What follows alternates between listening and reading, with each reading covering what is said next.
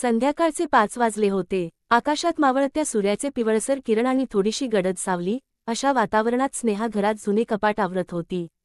आईच्या जाण्याला आता 2 वर्षे झाली होती, पण तिच्या वस्तू अजूनही जशाच्या तशा ठेवल्या होत्या. त्या कपाटाच्या एका कप्प्यात एक जुना पत्रांचा गठ्ठा सापडला. रेखीव अक्षरात लिहिलेलं, काळसर झालेलं एक पत्र वेगळंच वाटत होतं.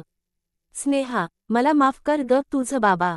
वाचताच स्नेहाच्या काळजात कालवाकालव झाली. आईने कधीच बाबांबद्दल बोललं नव्हतं. तिच्या आठवणीत तिचे बाबा म्हणजे केवळ एक छायाचित्र.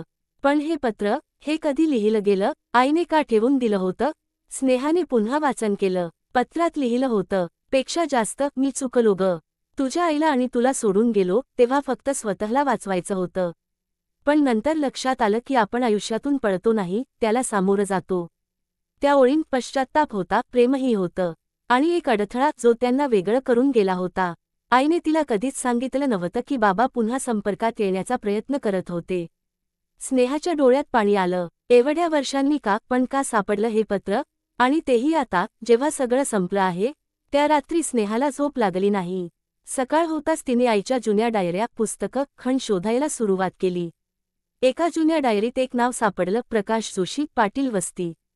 स्नेहाने लगेच ट्रेन पकडली आणि त्या गावात पोहोचली. पाटील वस्तीच्या लोकांनी ओळखलं, हो, प्रकाशबाबा होते इथेच, पण गेले 4 वर्षांपूर्वी गेले.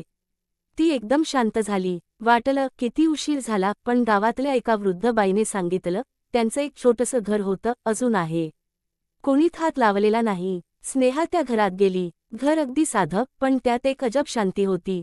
भिंतींवर अजूनही आईचं आणि तिचं एक लहानसं छायाचित्र लागलेलं होतं. टेबलावर ठेवलेली वही उघडली. त्यात त्यांचे विचार होते, तिच्याविषयी, तिच्या आईविषयी. पेक्षा जास्त, स्नेहा, तुझ्यावरचा माझा हक्क नाही, पण एकदा तरी तुला भेटावंसं वाटतं. पेक्षा जास्त, मी तुला गमावलं, पण आठवणींना नाही.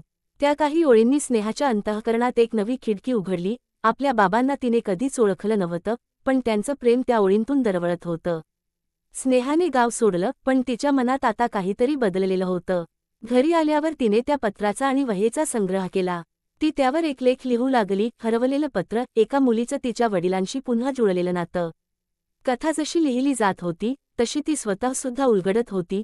बाबांचा राग, आईची वेदना, स्वतःची कोरडी भावना आणि आता या सर्वांना मिळालेला नवा अर्थ. त्या कथेला वाचकांचा मोठा प्रतिसाद मिळाला. अनेकांनी आपल्या हरवलेल्या नात्यांशी संपर्क साधला. आणि स्नेहालाही वाटलं, काही नाती वेळेवर भेटत नाहीत, पण त्या आठवणींमधून, शब्दांमधून, त्या पुन्हा जन्म घेतात.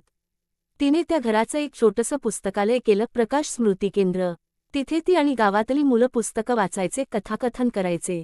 आणि दरवर्षी बाबांच्या वाढदिवशी ती त्यांचं ते शेवटचं पत्र वाचायची, एक भावनिक पूल जो काळाच्या पलीकडून बांधला गेला होता.